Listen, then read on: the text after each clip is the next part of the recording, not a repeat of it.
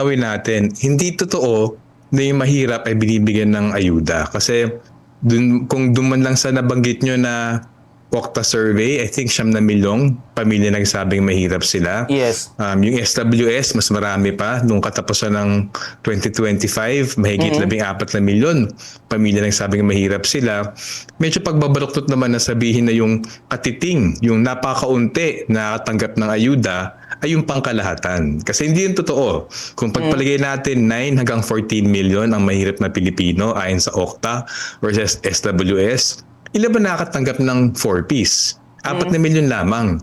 So sa totoo lang, pagbabaluktot na pag-iisip ng realidad yun na sabihin, yung mahirap ay tinutulungan, middle class ay napapabayaan. Sa totoo lang, mayorya na mahirap pinapabayaan, middle class pinapabayaan din. So sana ang isipin ng middle class, imbis na puruhan yung mahirap na sinasabi nila, wish nilang pambayad ng kanilang ayuda, hindi yun totoo. Ang pabigat dito, yung gobyerno. Ang pabigat dito, yung mga kumpanya na hindi nagbibigay ng kaya nilang ibigay na sahod. So medyo sa amin, huwag dapat ipagbangga yung mahirap at middle class kasi pareho naghihirap sa kasalukuyang ekonomiya na nakikinabang lamang iilan. So medyo ang tuunan natin ng pansin, hindi yung away sa pagitan natin. Ang tuunan natin ng pansin, yung hindi pagbibigyan ng sapat ng trabaho ng gobyerno, dahil sa kanyang mga patakaran, at hindi pagbibigyan ng sapat ng tamang sahod, yung mga kumpanya. Sa ngayon po, Sir Sunny, dahil lagi po nating binabanggit po na good governance, ito po ba ay isa po sa mga nais po natin at magkakaroon po tayo ng magandang paumuhay? Or kailangan din po natin ng, sa inyo po, sa ekonomiya, good economics po, Sir Sunny? Maganda yung punto niyan kasi yung good governance, ang karaniwang pag-isip sa kanya, walang kurakot, di ba? Walang corrupt. Kasi totoo lang, yung totoong good governance, pinapatakbo mo yung gobyerno at gamit yung poder ng gobyerno, pinapatakbo ang ekonomiya para sa interes kagalingan na nakalarami. So halimbawa lamang, kung isang pabigat sa middle class ay ang mahal ng kuryente, ang mahal ng tubig. Sa amin, hindi good governance na yung napakahalagang mga utilities na yan ay bibigay mo sa negosyante at pagkakakitaan. Sa totoo lang, ang pinakamalaking bigat ng singil dun sa kuryente sa tubig, hindi naman cargo ng mga mahihirap cargo ng mga middle class yan. So para sa amin, isang halimbawa yan ng bad governance at bad economics, yung napaka-batiyang serbisyo, ipapabaya mo sa negosyante at pagkakakitaan pa nila. So halimbawa sa punto na yan, magalit ng middle class, hindi sa mahirap. Magalit ng middle class, una-una sa mga kumpanya na sobrang singil at ang dandaang milyong pisong tubo ang nalilikom nila.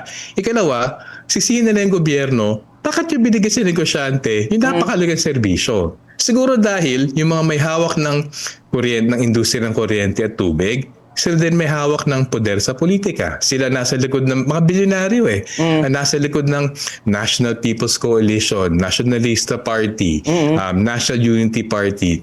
Ipagsama mo yung mga representante sa Kongreso, both House at Senate, ng tatlong bilyonaryong partido pang politika na ito, mga 30 to 40% ng Kongreso hawak nila, mga 1/4 ng probinsya hawak nila.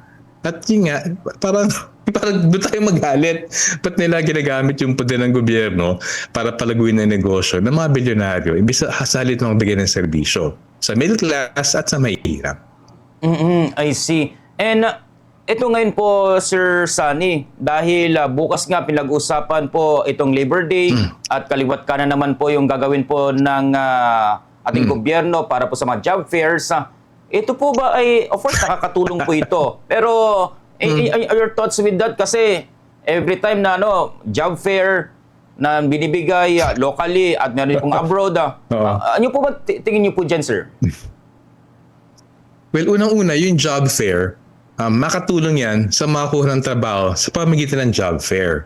Pero, kahit sumahin nyo lahat ng mga sinasabi na nakuha ng trabaho sa job fair, kung susukatin yan, bati dun sa mga mas malaki pang milyon-milyon naghahanap ng trabaho, hindi sumasapat yung job fair. So kumbaga, ang ginagawa naman job fair, kinoconnect yung mga walang trabaho doon sa mga naghahanap ng trabaho. Kaso, mas malaki ang problema, kulang ang trabaho sa Pilipinas. Kaya kahit na lahat ng mga Pilipino ay dumagsa sa job fair, kukulangan yung trabaho kasi ang konting pinag-aawayan na trabaho, na pinag-aagawan ng trabaho. So para sa amin, hindi job fair ang solusyon sa kawalan ng trabaho sa pangkalahatan. Maaaring job fair ang solusyon para sa mga iilan na maswerte at makuha ng trabaho. Pero kung gusto ng gobyerno maglikha ng sapat na trabaho para sa lahat ng Pilipino, gawin niya yung ginagawa ng mga abanting bansa. Palakasin ang lokal na industriya. Pati nga yung Estados Unidos, nag-declare na siya sa ilalim ni Pangulong Trump, America First. Sabi na ni Pangulong Trump, papalakasin niya ang pambansang industriya ng US.